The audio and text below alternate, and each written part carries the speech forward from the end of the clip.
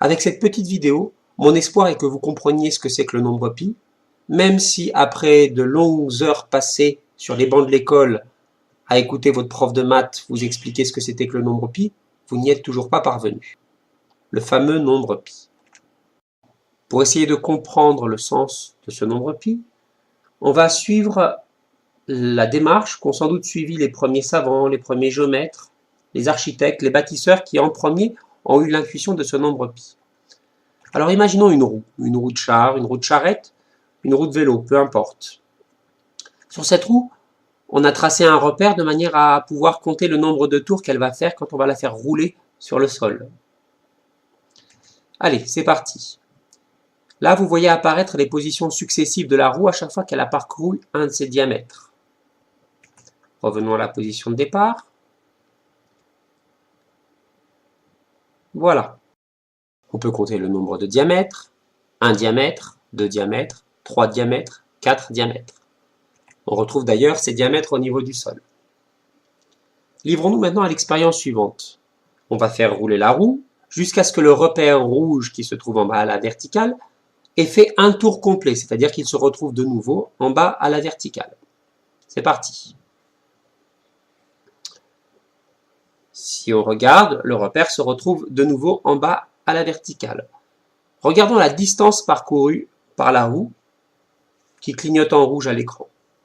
Eh bien, cette distance, si on y réfléchit, correspond exactement au pourtour de la roue.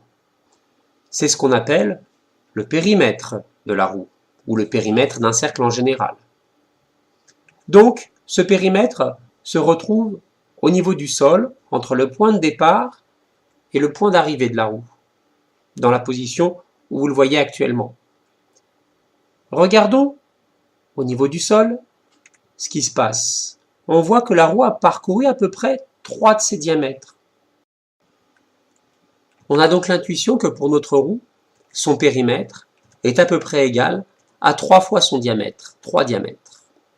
Mais le plus extraordinaire, c'est que ce qui est vrai pour notre roue resterait vrai pour une roue plus grande ou pour une roue plus petite, pour une roue antique ou pour une roue d'aujourd'hui. Et on sait que des civilisations très anciennes avaient l'intuition de ce résultat. Les Égyptiens, par exemple, en 2000 avant Jésus-Christ, nous ont laissé des écrits qui nous permettent de savoir qu'ils connaissaient cette propriété entre le périmètre et le diamètre. Quant à savoir si des civilisations plus anciennes connaissaient ce résultat, elles n'en ont pas laissé de traces. Néanmoins, on peut être à peu près sûr qu'avant les Égyptiens, des géomètres ou des architectes d'autres civilisations plus anciennes avaient connaissance de ce résultat, mais soit ils ne l'ont pas écrit, soit ces écrits ne sont pas parvenus jusqu'à nous. Ce qui est sûr en revanche, c'est que les Égyptiens le connaissaient. Et on en a la preuve à travers un papyrus très célèbre qu'on a retrouvé qui s'appelle le papyrus de Rhind. Dans ce papyrus, nous avons le résultat suivant. Le périmètre est à peu près égal à 3 diamètres. On a même un résultat plus précis, car si on le regarde de plus près, on a dépassé un peu le 3e diamètre. C'est un petit peu plus que 3 diamètres. Si on s'intéresse aux chiffres après la virgule, on peut trouver que c'est 3,1, puis 3,14. C'est ce résultat qu'on trouve dans le papyrus de Rhind. 3,14 diamètres, cela donne le périmètre. D'autres savants ont par la suite affiné ce résultat et ont calculé les décimales qui suivent le 14. Un savant très célèbre à s'être intéressé à cette propriété et à ce nombre était grec. Il a vécu au IIIe siècle avant Jésus-Christ. Il s'agit évidemment d'Archimède. Il a donc découvert qu'on pouvait passer du périmètre d'un cercle à son diamètre en multipliant par un nombre qu'on appelle aujourd'hui pi. Pi comme périmètre. On a donc la propriété suivante, le périmètre d'un cercle est égal à pi fois son diamètre. Ce résultat est très général et il est vrai pour tous les cercles, pour toutes les roues, que ce soit une roue sumérienne du 3e millénaire avant Jésus-Christ, une roue tripartite que fabriquaient les Chinois, une roue de char, une roue grecque du 1er siècle après Jésus-Christ ou une roue de vélo d'aujourd'hui.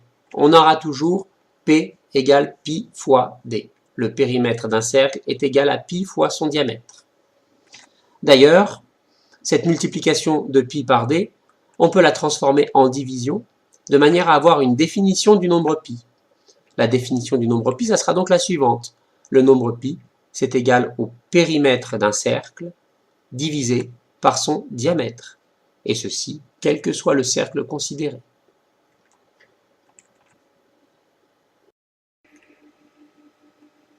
Une application simple et immédiate de cette formule peut être imaginée par cette expérience.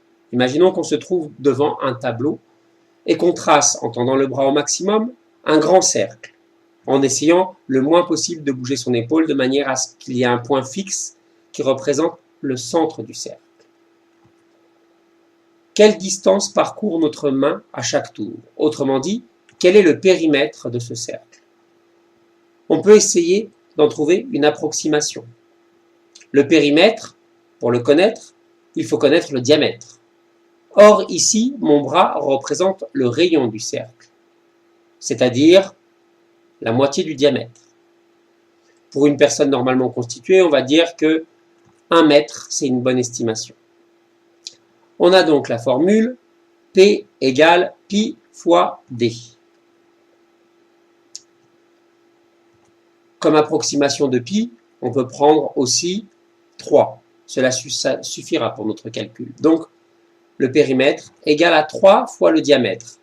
Mais comme notre rayon est égal à 1 mètre, le diamètre vaut le double, c'est-à-dire 2 mètres. Le périmètre est donc égal à 3 fois 2, c'est-à-dire 6 mètres. Ainsi, lorsque nous faisons ce mouvement, un grand cercle, notre main parcourt 6 mètres sur la surface du tableau, à chaque tour. Voilà pour une application. Que faut-il retenir de tout ça? Il faut déjà retenir la formule qui lie le périmètre au diamètre. Le périmètre est égal à pi fois d. Un bon moyen mnémotechnique quand même, surtout pour faire du calcul mental, c'est de retenir que le périmètre est à peu près égal au triple du diamètre, 3 fois le diamètre. C'est une bonne approximation de pi pour faire du calcul mental. On peut aussi essayer d'exprimer le périmètre à partir du rayon. Le périmètre est égal à pi fois le diamètre, c'est-à-dire fois 2 rayons, puisque le diamètre est égal à 2 rayons. Qu'on trouvera plus souvent dans les livres sous la forme 2 fois pi fois r, ou encore 2 pi r, puisque la multiplication n'est pas obligatoirement écrite dans les formules de mathématiques. Donc notre périmètre, qui était à peu près égal à 3 fois le diamètre, est aussi égal à peu près à 6 fois le rayon. Il faut aussi retenir une valeur approchée de pi. La plus couramment retenue est 3,14. Pour avoir une valeur avec plus de décimales du nombre pi, on peut utiliser la calculatrice. Sur la plupart des calculatrices, comme celle-ci, il y a une touche qui permet d'accéder au nombre pi. Ici, pour y accéder, on doit d'abord taper sur la touche seconde. En tapant seconde puis cette touche, apparaît la notation de pi, la lettre grecque P, pi. Si on veut avoir la valeur décimale, il faut utiliser la touche qui permet de passer à la notation décimale. En tapant sur cette touche, on a 9 décimales de pi.